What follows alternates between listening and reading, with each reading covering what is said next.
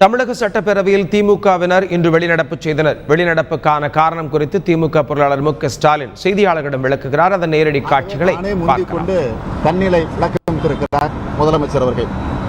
இந்த நிலையில் சிறப்பு விசாரணை குழு மற்றும் காவல்துறை விசாரணைக்கு உத்தரவிட்டதாக அரசு கூற, இந்த அரசின் மீது நம்பிக்கை இழந்து சிபிஐ விசாரணைக்கு உத்தரவிட வேண்டும் என்று திமுக மட்டுமல்ல எல்லா கட்சியும் இதை வலியுறுத்தி இருக்கிறது. திராவிட முன்னேற்ற கழகத்தின் சார்பில் ஒரு மிகப்பெரிய பேரணியை சென்னையில் நடத்தி ஆளுநரிடத்தில் நாங்கள் ஏற்கனவே மனுவை வழங்கியிருக்கிறோம்.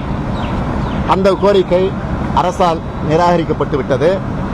அதற்கு பிறகு சென்னை உயர்நீதிமன்றத்தில் சிபிஐ விசாரணைக்கு உத்தரவிட வேண்டும் என்று நான் நீதிமன்றத்தில் வழக்கும் தொடர்ந்திருக்கிறேன். இந்த நிலையில் அவசரமாக ஒரு தனிநபர் விசாரணை ஆணையத்தை, அதாவது ரகுபதி கமிஷனை 3/7/2014 அன்று அரசு நியமித்தது.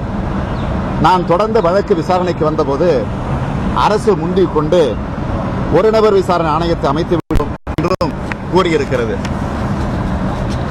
இந்த செயலை கண்டித்து மிகப்பெரிய மக்கள் பேரணியை நடத்தி ஆளுநரிடத்தில் நாங்கள் ஏற்கனவே மனு கொடுத்தோம்.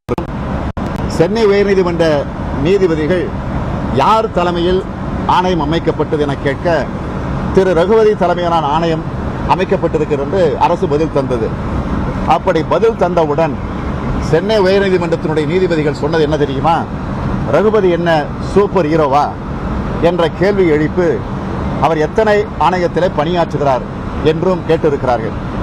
தற்போது பொறுப்பு வகிக்கக்கூடிய மாநில நுகர்வோர் ஆணையத்தில் அவர் முன்பு நிலுவையில் இருக்கும் வழக்குகளை எத்தனை என்றும், ஏன் அரசு இதுவரை இத்தனை ஆணையங்களுக்கு தலைவராக அவரை நியமித்தது என்றும், வேறு நீதிபதிகளே இல்லையா என்றும் கேள்வி கணையை நீதிமன்றத்திலே நீதிபதிகள் கேட்டிருக்கிறார்கள்.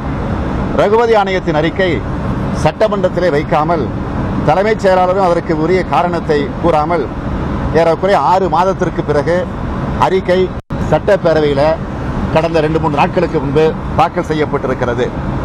சென்னை உயர்நீதிமன்றம் எப்பொழுதுதான் நீங்கள் ஆணையத்தின் அறிக்கை சட்டப்பேரவையில் தாக்கல் செய்வீர்கள் என்ற கேள்வி கேட்டதற்கு பிறகுதான் அதை இங்கே வைத்திருக்கிறார்கள். ஆக தாக்கல் செய்யப்பட்டிருக்கக்கூடிய அறிக்கையானது அதிமுகவுடைய அரசை காப்பாற்றக்கூடிய அறிக்கையாக மட்டுமே அது அமைந்திருக்கிறது.